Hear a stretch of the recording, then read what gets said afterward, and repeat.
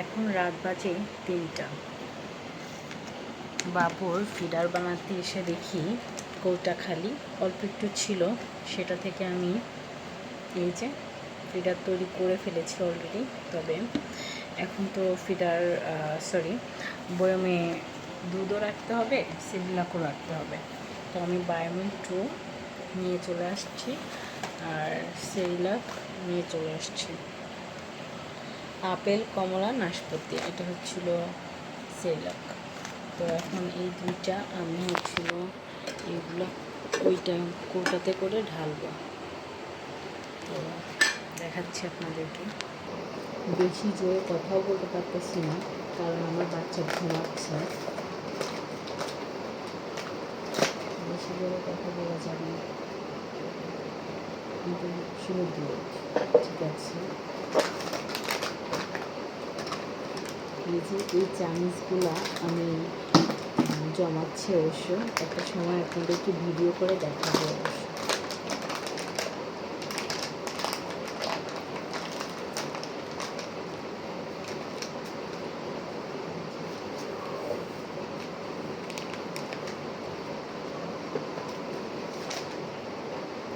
এই যে দুধ ঢালা হয়ে গেছে, তো চামচটা আমি ঢুকাবো। তো এইটা আমি বন্ধ করে রেখে এখন সিরিয়ালটা নেব। আমি এই কৌটাগুলো কিনছিলাম, ফার্স্টে এগুলাই খাওয়াইতাম, তারপর এগুলার স্টিলে যখন অনেকগুলো হয়ে গেছে তখন থেকে প্যাকেট কেনা শুরু করি। এখন আমি সেরিলাক রাখবো। সেরিলাক শেষ হয়েছে, সেরিলাকও রাখবো। একটা সময় আমি আপনাদেরকে দেখাবো আমি কতগুলা চামচ, অবশ্য অনেকগুলো চামচের যে আসে সে নিয়ে যায়। তবে আমি এখন থেকে দেওয়া বন্ধ করে দিছি। তবে অনেকগুলো দিয়ে দিছে, দেওয়া এখন বন্ধ করে দিয়েছি। এখন থেকে আর কি জমাচ্ছি। প্রথম তো জমায়নি, ফার্স্টে তো আর করিনি, তো এখন তো জমাই।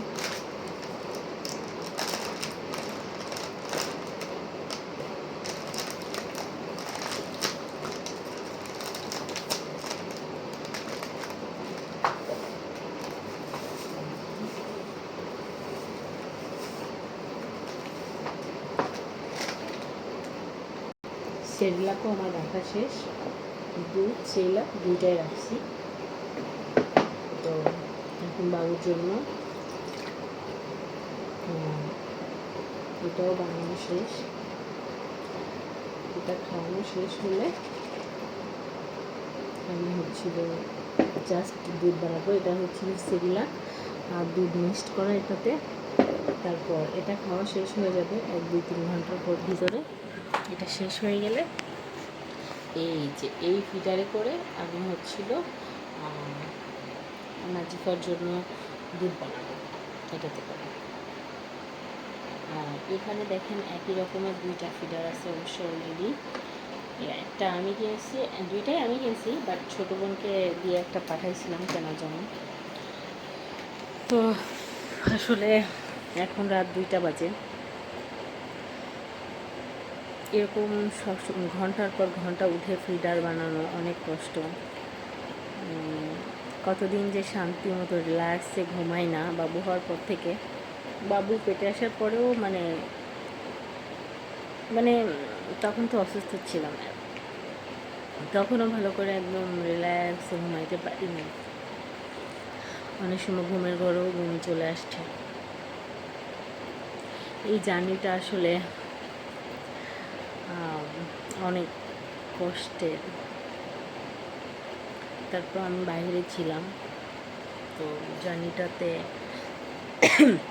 সম্পূর্ণ জার্নিটাতে আমার হাজব্যান্ড আমার পাশে ছিল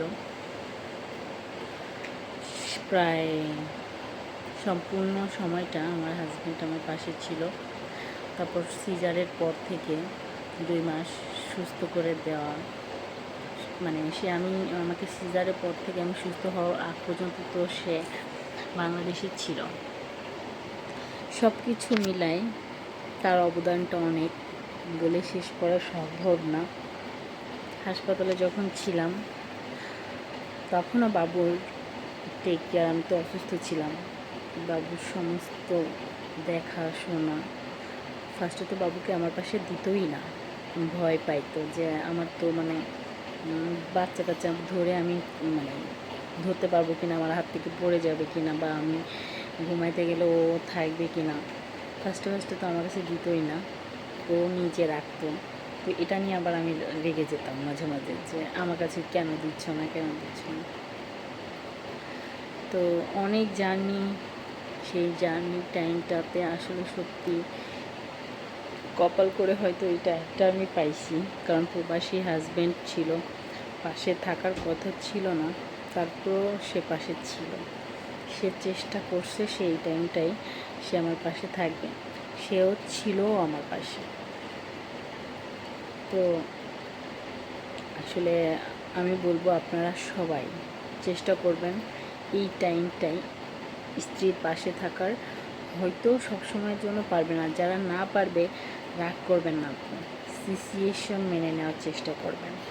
আমার হাজব্যান্ড যদি নাও থাকতো, নাও আসতো, আমি রাগ করতাম না, অভিমান করতাম না তাকে, মানে সে যদি নাও আসতো তাকে কখনোই বলতাম না যে মানে হয়তো মানে কষ্টে বলতাম এই টাইমটায় তুমি থাকলে ভালো হইতো, এই টাইমটায় নাই, আফসোস করছি, কষ্ট পাচ্ছি।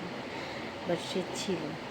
হয়তো এরকম আফসোস সবারই হয়, অনেকে তো আসতেও পারে না, দেখতেও পারে না, শুনতেও পারে না।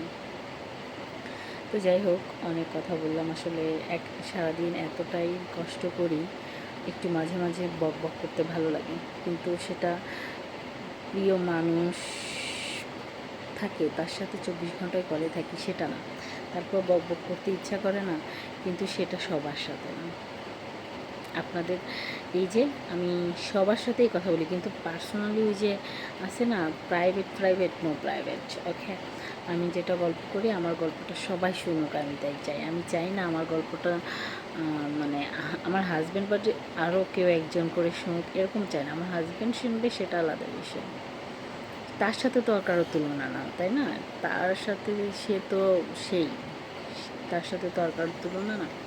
তো আমি চাই যখন আমি গল্প করবো আমার গল্পগুলো যেন সবাই শোনে, ঠিক আছে? আর আমার এইগুলো পুরাতন গল্প, মানে এগুলো সবই আমার যত গল্প সবই পুরাতন গল্প।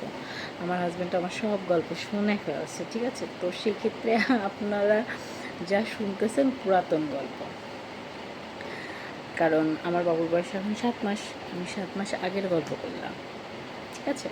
তো যাই হোক, এই যে তবে হ্যাঁ, এখন ঘুম থেকে উঠলাম, মানে ঘুমাইনি এখনও ঘুমাইনি, ঘুমাই নাই। কারণ কীভাবে ঘুমাবো, বাবুকে একদম সম্পূর্ণভাবে রেডি টেডি করে ঘুমাইতে আমার রাত 3টা 4টা বেজে যায়। তারপর হয়তো 3-4 ঘন্টা ঘুমাইতে পারি, তাও একটানা ঘুম হয় না। তারই ভিতর বাবুকে আবার খাওয়াইতে হয়, বাবুকে প্যাম্পাস চেঞ্জ করে দিতে হয়, বাবু ঘেমে যায়। আমার বাবু এসি চলে, তারপর প্রচুর ঘামে, বাবুকে বারবার ড্রেস চেঞ্জ করে দিতে হয়, মাথা ঘেমে যায়, বালিশ চেঞ্জ করে দিতে হয়, মাথা মোছায় দিতে হয়, ঠিক আছে? আসলে আমার জার্নিটা অনেক। ওকে, তো সবাই ভালো থাকবা, সুস্থ থাকবা, আল্লাহ হাফেজ।